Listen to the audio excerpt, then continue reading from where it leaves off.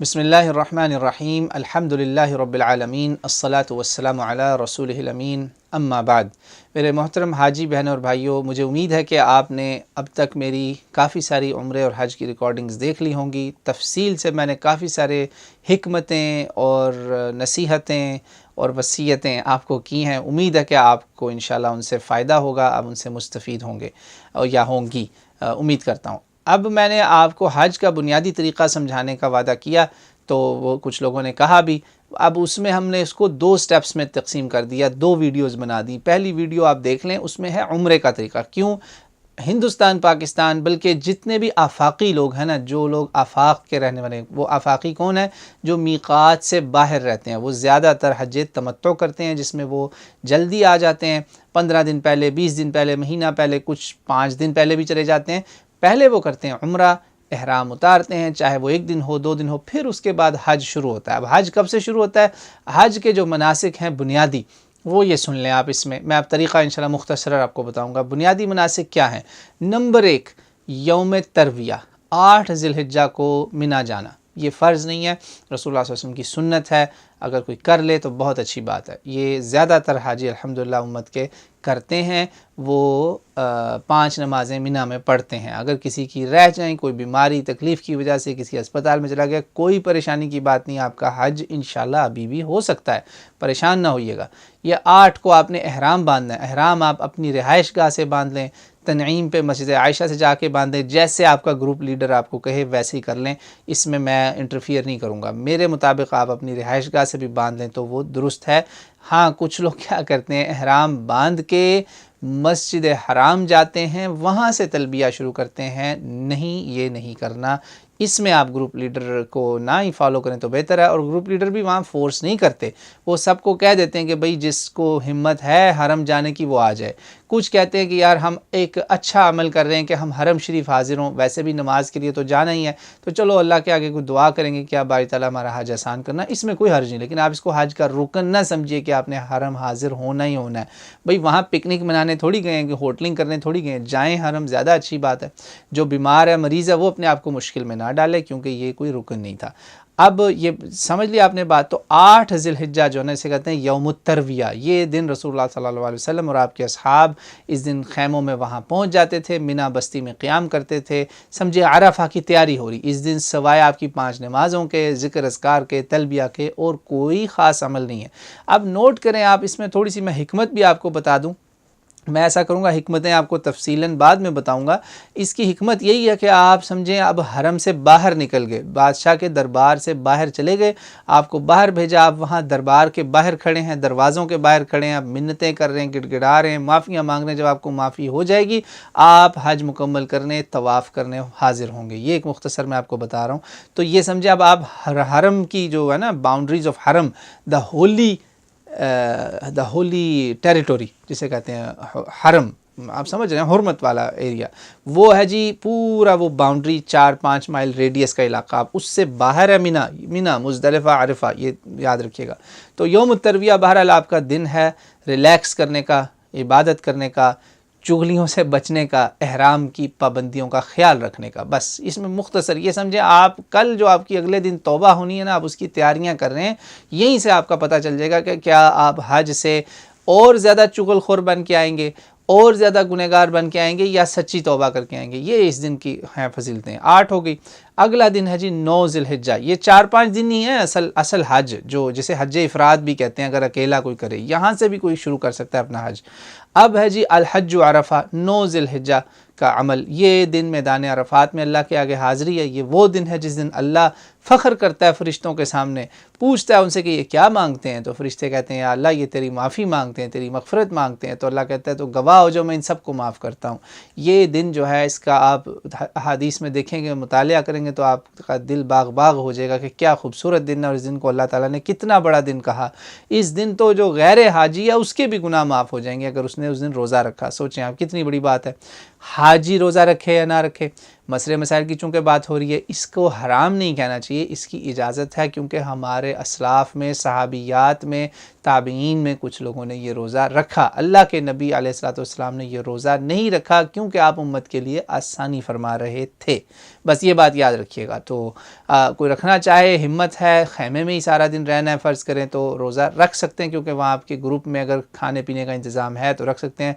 बहरहाल मैंने एक दफ़ा रोज़ा रखा, अल्हम्दुलिल्लाह, किसी को बताया नहीं। बताओगे तो आपको फतवे सब लगाएंगे, ओ ये तो गैर हाजी का है, गैर हाजी का है, हाजी नहीं रख सकता। भाई ये कहाँ लिखा हुआ है कि हाजी नहीं रख सकता? अल्लाह के नबी ने हमारे लिए आसानी की ताकि उम्मत के लिए मुश्किल ना हो जाए कि वो भी ना रोज़े रखने लग जाएं, मगर उम्महातुल मोमिनीन सहाबा आसार, उनके आसार से पता चलता है। ठीक है जी, ये हो गया यौम अरफा। ये बेसिक मैं आपको बता रहा हूँ मेथड। तो आप 9 का जब दिन आपका गुजरेगा, वहाँ पे सूरज गुरूब होगा, वहाँ तक आपने गुरूब होने तक वहाँ रहना है। सुबह में कभी भी चले गए आप, ज़ोहर पे, ज़ोहर से पहले, ज़ोहर के बाद, असर से पहले, सूरज गुरूब होने से पहले पहले इस मैदान में अगर आप पहुँच गए तो आपका हज हो गया, वरना हज नहीं होगा, क्योंकि अल्लाह के नबी ने कहा अल हज्जु अरफा, हज अरफा ही है। और बाकी हर रुकन के मिस होने की कोई ना कोई गुंजाइश, कहीं ना कहीं कुछ ना कुछ मेकअप, कुछ कॉम्पनसेशन हो जाती। इसकी नहीं कॉम्पनसेशन, ये मिस हुआ तो सब मिस हो गया। तो ये नहीं छोड़ना आपने, इसमें बहुत ख्याल रखना है। बीमार भी कोई हो उसको डाल के गाड़ी ट्रेन में ले जाएं, वहाँ बिठा दें, खाना पीना खिलाएं, बस वो जिक्र तस्बीह करे, बुज़ुर्ग है, उसका हज हो जाएगा इंशाअल्लाह ताला। अच्छा जी, अब अगला दिन बहुत बड़ा दिन है जी। इस दिन को कहते हैं जी यौमुन नहर, क़ुरबानी का दिन, जिस दिन क़ुरबानियाँ होनी है, ऊँट ज़िबा होने हैं, गाय भैंसे दुम्बे बकरे ये सब ज़िबा होंगे, अल्लाह की बारगाह में क़ुरबान होंगे।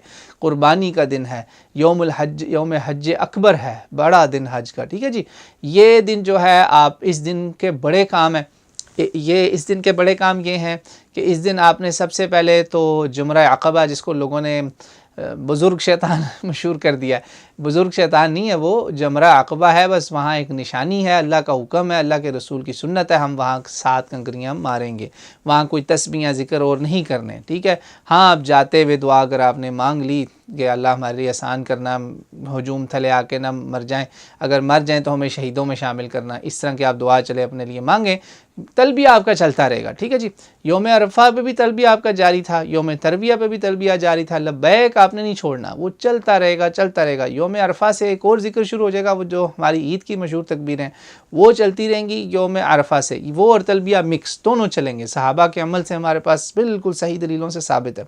ये आपका ख़त्म होगा जी तलबिया जब आप जुमरा अक़बा कंकरियाँ मारने पहुँचेंगे बुर्जी के पास, वहाँ ख़त्म होगा जी आपका तलबिया एंड। तकबीरात ईद स्टिल कंटिन्यू, कब तक? 13 ज़िलहिज्जा की असर तक। ठीक है जी, 9 से 13, 9, 10, 11, 12, 13, 5 दिन ये अमल कंटिन्यूस चलेगा। आज के दिन ये बड़ा दिन है, हर चीज़ में अल्लाह अकबर, हर चीज़ में, हर हुक्म में अल्लाह अकबर। बड़े काम है यहाँ पे जी, कंकरियाँ, फिर उसके बाद क़ुरबानी, फिर उसके बाद बाल मुंडाने, एहराम खोलना है, बदलना है। ठीक है, बहनों के वही कपड़े भी चल सकते हैं, कोई मसला नहीं, नीयत की बात है, हलाल नहीं हुए अभी तक एक दूसरे के लिए। उसके बाद होगा तवाफ़ ज़ियारत। अब आपने जाना है मक्का। देखा, मैदान अरफात में माफ़ी हुई, माफ़ी के बाद आपने रात गुजारी मुज़दलिफ़ा में, वो एक बड़ा अहम है, वो मैं थोड़ा सा रिवाइंड करता हूँ। मुज़दलिफ़ा की रात, वो आजकल ज़्यादातर रात लोगों की बसों ट्रेनों में गुजरी, कोई बात नहीं, अगर तौफ़ीक़ हो तो मिना में 10 का जो जुमरा अक़बा पे जाने वाला दिन है ना, उस पे जाने से पहले आपने वहाँ रात जो है ना, वो मशअरिल हराम मस्जिद के पास कुछ वक्त ज़रूर गुजारिए, चाहे फ़जर के इशराक़ के वक्त में कुछ करें। एक और काम यहाँ पे बड़ा अहम है, वो है नमाज़ों का काम, वो मैं आपको आखिर में बताऊँगा कि ये जो है ना, हज पे लोगों ने एक और झगड़े का मसला बना लिया कि वो नमाज आपको जमा नहीं करने देते। ग्रुप मेंबर लीडर आपको रोकेगा तो ठीक है, उसके पीछे चलें आप, मैं ये नहीं कहूँगा वहाँ फितना करें, बिल्कुल नहीं करना। लेकिन अगर यौम अरफा पे, यौम नहर पे, रात को मुज़दलिफ़ा में 9 और 10 के बीच की रात और अगला दिन, इन 3 दिनों में तो कम से कम ज़रूर कोशिश करें कि आप अल्लाह के रसूल की सुन्नत पर अमल करें, और नहीं तो ये 2 दिन तो बिल्कुल ना छोड़ें। जो रसूलुल्लाह सल्लल्लाहु अलैहि वसल्लम की जैसे मस्जिद में खुतबा होता है, मस्जिद नमीरा में खुतबे के साथ ही ज़ोहर, साथ ही असर हो जाती है, उस तरह से आप ज़ोहर असर अपने खैमों में पढ़ लें या मस्जिद में जाके पढ़ लें, जैसे आपको आसानी हो।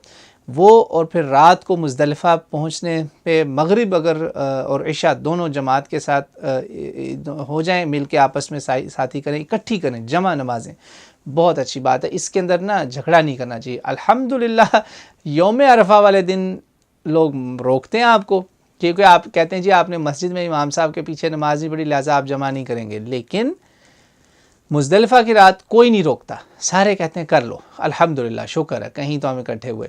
तो मुज़दलिफ़ा की रात जो है ना वो बड़ा अहम रुकन है बीच के अंदर। लेकिन ये खुदा न खास्ता रह गया तो डरना नहीं है आपने, आपका हज इंशाल्लाह कंटिन्यू रहेगा, जारी रहेगा, क्योंकि रश की वजह से बहुत से लोगों का वकूफ़ मुज़दलिफ़ा रह जाता है।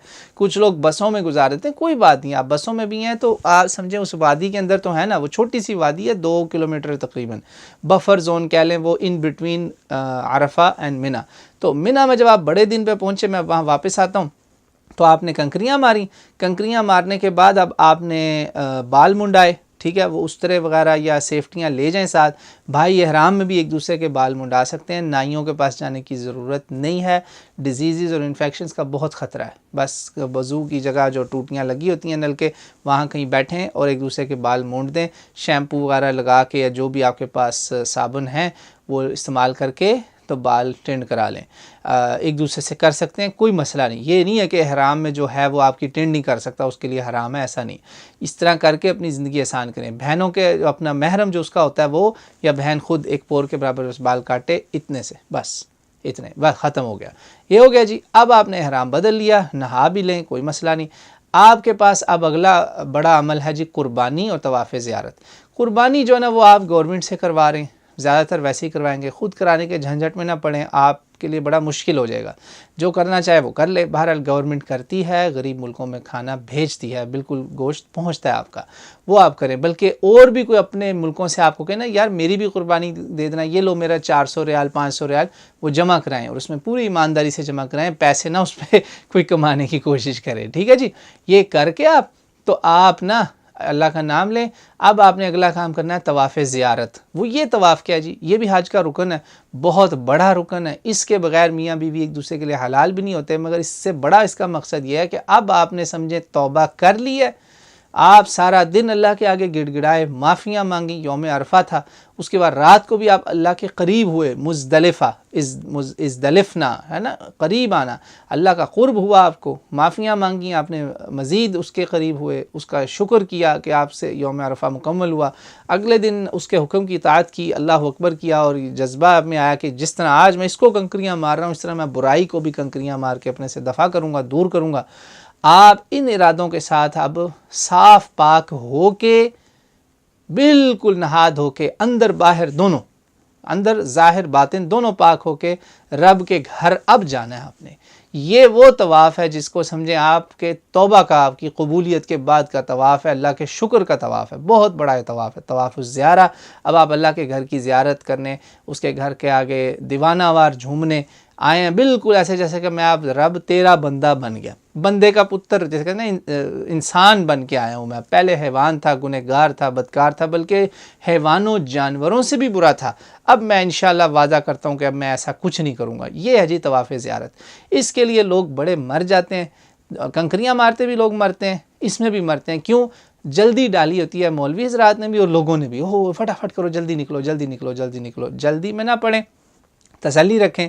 10 का दिन 10 की रात, 11 का दिन 11 की रात, 12 का दिन 12 की रात। इमाम अबू हनीफ़ा जो हनफी लोग हैं ज़्यादा इनको जल्दी होती, हमारे इमाम अबू हनीफ़ा रहमतुल्लाह अलैह ने ख़ुद इसकी इजाज़त दी है। वो मेरे भी इमाम हैं, आपके भी इमाम, मैं तो उन सब की इज़्ज़त करता हूँ, हमारे सब सर के ताज हैं, चाहे इमाम मालिक हैं, चाहे इमाम अबू हनीफ़ा हैं, उनके उस्ताद हैं इमाम जाफ़र सादिक़, इमाम शाफ़ी, इमाम अहमद इब्न हम्बल रहमतुल्लाह अलैहिम अजमाइन। अल्लाह की करोड़ों रहमतें इन सब पर हों, अल्लाह की करोड़ों सलामतियाँ इन सब पर हों।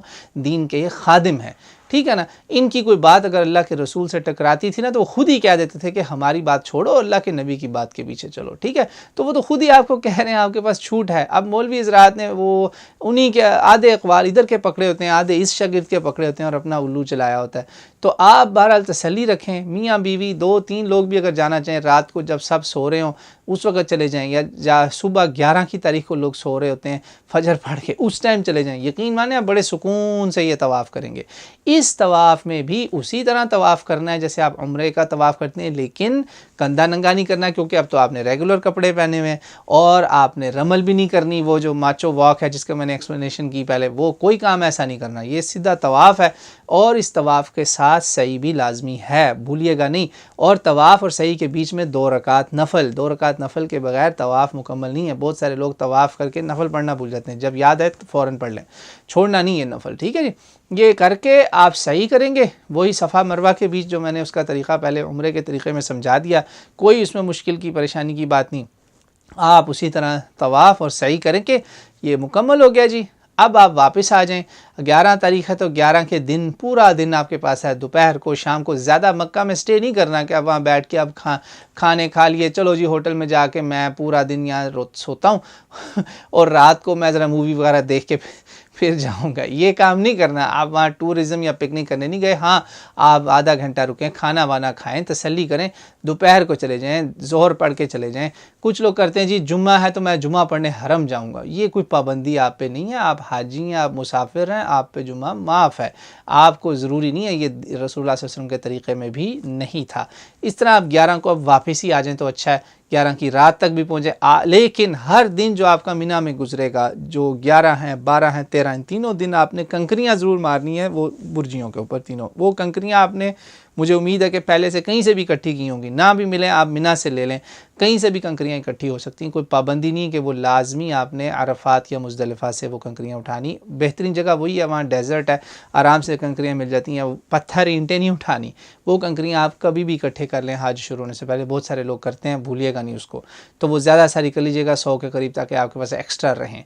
तो आप 11 को भी 3 बार कंकरियाँ मारेंगे, तीनों को, 3 बुर्जों को, जिसको 3 शैतान लोग बोलते हैं, 12 को भी यही काम करेंगे, 13 को भी यही काम करेंगे। जब आपका तवाफ़ ज़ियारत मुकम्मल हो गया ना, अब आप मियाँ बीवी एक दूसरे के लिए हलाल हो गए, हज आपका सही मानों में मुकम्मल हो चुका है, बस अब आपका मिना में स्टे है। बिल्कुल ऐसे कुरान में अल्लाह ताला ने कहा कि लिमन इत्तक़ा, जिसको तक़वा चाहिए ना वो 3 दिन रुके, ठीक है।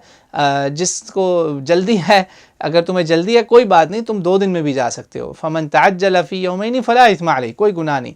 वमन तअख़्ख़र फ़ला इस्मा अलैहि लिमन इत्तक़ा, तक़वा चाहिए तो फिर और रुकना है। वत्तक़ुल्लाह वअलमू अन्नकुम इलैहि तुहशरून, याद रखिएगा हज का मकसद असल यही है, हुसूल तक़वा है, हुसूल बंदगी है, अल्लाह का ख़ास ताल्लुक़ है। वो अल्लाह कहता है 13 तक रुको।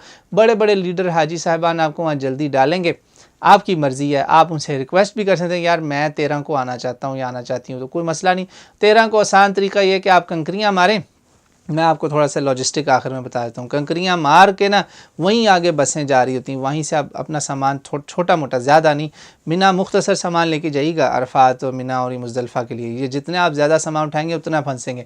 बेहतरीन सामान ले जाने का जो है ना, वो कुछ खजूरें और जमज़म ले लेना, ताकि आप अगर अरफा मुज़दलिफ़ा मिना में कहीं फंसें तो आपके पास जमज़म भी और खजूरें भी हो। थोड़ा सा बोतलें बना के ना वो हैंग करके, आपकी लीटर 1.5 लीटर की, ज़्यादा नहीं, कूलर नहीं उठाने, तो ये आप अपने साथ रखें। तो इस तरह आप 13 का रुकन भी पा लेंगे, ये फ़र्ज़ नहीं है, कर लें तो बहुत अच्छी बात है। तो ये आपका जनाब अब हज मुकम्मल है। आखिरी ये काम जो करने का है ना, उसे कहते हैं तवाफ़ुल विदा। वो आप जब भी मक्का छोड़ें ना, समझें अब आपने मक्का छोड़ना है, वापसी है, बड़ा दुखी दिन होता है, बड़ा मुश्किल काम होता है, उस दिन आप फेयरवेल तवाफ़ सुबह कर लें, फजर में, ज़ोहर के बाद, असर के बाद, जब भी हो। ज़रूरी नहीं है कि मेरी फ़्लाइट है 5 घंटे में, 2 घंटे में, 3 घंटे में, लास्ट में जाके करके आऊँ, पता चले फ़्लाइट मिस हो जाए और ग्रुप वाले भी गालियाँ दे रहे हों। ऐसा नहीं कर, वैसे देनी तो उन्हें नहीं चाहिए गालियाँ, लेकिन लोग हमारे तंग पड़ जाते हैं। तो आप कोशिश करें उस दिन, जिस दिन आपकी वापसी है ना, कभी भी आप जाके ये तवाफ़ कर लें। और तवाफ़ मैं फिर कहूँगा 2 नफल नहीं भूलने, मकाम इब्राहिम वाले, वो कहीं भी मुताफ़ में आपको मिल जाए, पढ़ लें। अफजल है कि काबे वाली जो है ना, दरवाज़े वाली साइड, दरवाज़ा मकाम इब्राहिम, उसकी सीध में आप पीछे खड़े होकर कहीं पर भी पढ़ लें, तो ये है आपका अलविदा, और इससे आपका हज हो जाएगा मुकम्मल। ये मैंने तरीक़ा ज़्यादा बताया, इसमें हिकमत कम बताई। असल बात है इसकी हिकमत, इसकी रूह, इसकी स्पिरिट, ताकि मैं और आप उस हज को पालें जिसे अल्लाह के नबी ने अलैहिस्सलातु वस्सलाम ने हज मबरूर कहा। और सही बुखारी, मुस्लिम, तिरमिज़ी, बहुत सारी किताबों में, नसाई शरीफ में, मैंने पहली रिकॉर्डिंग में भी बताया कि इसका सवाब जन्नत के सिवा कुछ नहीं है।